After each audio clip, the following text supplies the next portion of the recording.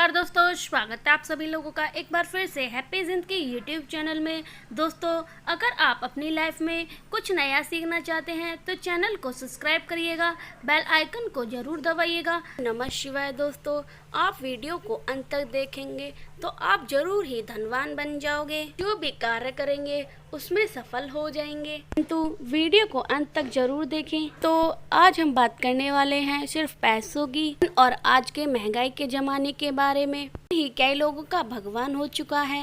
लोग जितना भी कमाते हैं उससे ज़्यादा खर्च हो जाता है। के ज़माने में बहुत ही कम लोग होते हैं जिन्हें पैसों की कमी होती है, उन्हें फिर पैसों की कमी का सामना न करना पड़ता हो। किसी व्यक्ति को गुजारा करने के लिए पर्याप्त पैसा भी होता है, फिर उसे धन का लालच और ज़्यादा हो जाता है। कम होता ही ज़्यादा है, जितना भी हो कम लगता है। एक बार तो पैसा कमाने के लिए दिन रात होड़ में लगा रहता है, बार तो बहुत सारी परिश्रम करने के बाद भी इतना पैसा नहीं मिलता जितने आपने उम्मीद की। बार तो जितनी आपने मेहनत की हो उतना भी आपको पैसा नहीं मिलता है। आता भी होता है तो कई दिनों तक घर में टिक नहीं पाता है। माना जाता है कि बुरी किस्मत हमारे साथ साथ चलती है। बार तो पैसा आने के लिए शास्त्रों में कई सारे उपाय भी करते हैं, जिससे आप अपने पैसे के अभाव को बढ़ा सकते हैं। आपको एक अनोखा उपाय बताएंगे जिसे चमत्कारी उपाय माना जाता है। ऐसा माना जाता है कि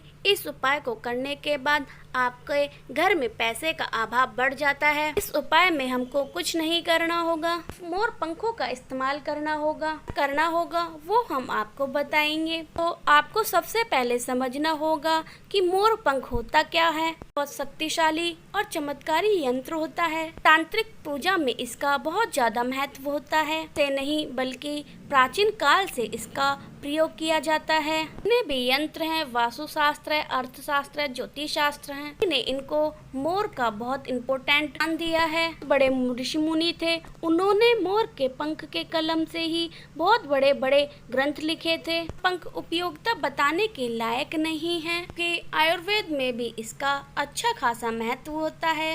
के अनुसार एक संध्या नाम का असुर था। स्वर पर इन्होंने अधिपति कर लिया था, ताओ को बंदी बना लिया था। तभी भगवान ने असुर को मारने के लिए एक योजना बनाई। देवी देवता एक मोर के पंख में विराजमान हो गए। बाद मोर बहुत ही शक्तिशाली हो गया। ये संध्या असुर का वध कर लिया था। ये मोर को पूजने और पवित्र मानने जाने लगा। तो आगे बताने से पहले हमारी वीडियो को लाइक जरूर करें। दोस्तों, अगर आप हमारी वीडियो को लाइक करते हैं तो हमें बहुत ज़्यादा खुशी होती है। बॉक्स में जय श्री कृष्ण ओम नमः शिवाय जरूर लिखें। तो राजा महाराजों के क्या कहने, बल्कि श्री कृष्ण ने, आपको पता ही होगा, श्री कृष्ण को मोर पंख के बिना अधूरा माना जाता है। मोर मुकुट बंसी वाला भी कहा जाता है। मुकुट के बिना वो कभी रहते ही नहीं थे। बचपन से ही उनकी माता ने मोर मुकुट धारण करवाया था। मोर का पंख धारण करने से काल सर्प दोष खत्म होता है। भगवान श्री कृष्ण को काल सर्प दोष था। देश में नहीं बल्कि एशिया के पूरे देश में मोर पंख का अद्भुत चमत्कार माना जाता है। इनमें मोर के पंख का बहुत महत्व होता है। धर्म में भी मोर का पंख का बहुत महत्व माना जाता है। हम ईसाई धर्म की बात करते हैं। ये पंख जन्नत और बगीचे में अद्भुत माने जाते हैं। हमारे हिंदू धर्म में मोर के पंख को धन की देवी, विद्या की देवी सरस्वती, कृष्ण, गणेश जी और हनुमान जी के साथ जोड़कर देखा जाता है। लक्ष्मी, धन धान्य और खुशहाली, सौभाग्य, संपन्नता का प्रतीक माना जाता है। का पंख लक्ष्मी की विशेषता को हासिल करने के लिए किया जाता है। मोर पंख को आप अपने घर में बांसुरी के साथ रखते हैं तो में प्रेम का रस घुल जाता है। वह घर एक मंदिर की तरह होता है। उस घर में रहने वाले लोग आपस में झगड़ा करने लगे, यह मंदिर अपवित्र सा लगने लगता है। कई कारण हो सकते हैं। सबसे बड़ा कारण होता है नकारात्मक ऊर्जा का घर में प्रवेश करना। यह उठता है कि घर में नकारात्मक ऊर्जा बढ़ गई है, को कैसे दूर किया जाए। नकारात्मक शक्ति का प्रवेश घर में हो गया है तो इसे दूर कैसे किया जाए। अष्टमी में आरती के बाद मोर के पंख को इसे अपने घर में हवा में जोर जोर से हिलाएं। आपके घर में जितने भी नकारात्मक ऊर्जा है वह आपके घर से बाहर हो जाएंगी। आप अपने घर में सुबह शाम आरती करते हैं। आरती करने के बाद मोर पंख को जोर जोर से हवा में हिलाना चाहिए। इससे आपके घर की नकारात्मक ऊर्जा दूर हो जाएगी। आप इसे प्रतिदिन भी कर सकते हैं। अपने घर में मोर के पंख को ऊपर से नीचे हाथ में फहराते हैं। आपके घर में जितनी भी नकारात्मक शक्तियां हैं वह आपके घर से बाहर निकल जाएंगी। इस घर में सबसे ज्यादा सकारात्मक ऊर्जा होती है। माता लक्ष्मी का प्रवेश जल्दी होता है। बात को ध्यान में रखते हुए आज हम आपको बताएंगे कि घर में ऐसी कौन सी वो 3 जगह हैं जहां पर मोर पंख जरूर रखने चाहिए। इन जगहों पर आप मोर पंख रख देते हैं तो आपके घर में सबसे ज्यादा सकारात्मक ऊर्जा बनी रहेगी। माता लक्ष्मी आपके घर में जरूर आमंत्रित होंगी। किसी शुभ दिन मोर का पंख लेकर के ऐसे स्थान पर सबसे पहले लगा दें पर आने जाने की लोगों की सबसे ज्यादा नजर पड़ती हो। ये पंख के यह उपाय आपके और आपके पूरे परिवार के जीवन में सुख समृद्धि लेकर आएंगे। उपाय अपने घर में किसी भी शुभ दिन से शुरू कर सकते हैं। अभी तो सावन के पवित्र महीने भगवान भोलेनाथ के चल रहे हैं।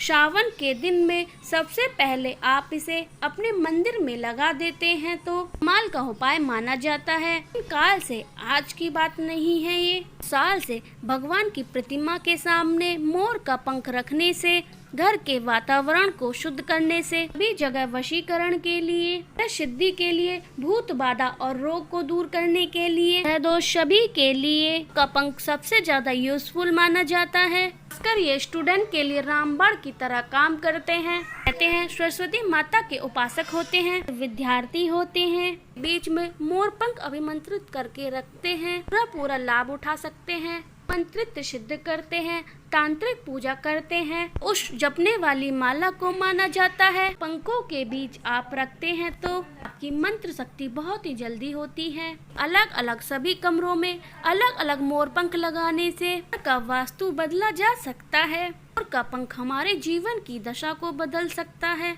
हर समय अपने पास एक मोर का पंख रखते हैं तो देखेंगे कैसे आपकी किस्मत आपका साथ देती है।